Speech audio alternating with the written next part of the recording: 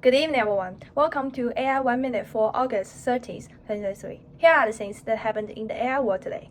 Today, another localized AI chatbot tool named EmbedChain is trending on GitHub. This is a similar tool like LocalGPT, where users can create chatbot models on customized data, including YouTube videos, PDF files, and website pages. Apple yesterday announced that the new Apple event will be on September 12th, while iPhone 15 will be released on that date. Today, the app Snapchat launched the Dream technology that allows users to use AI technology to try out different images and create selfies.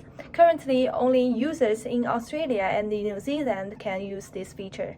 The AI-powered drones developed and designed by Swift AI using deep reinforcement learning have successfully beaten human players in a sport called drone racing.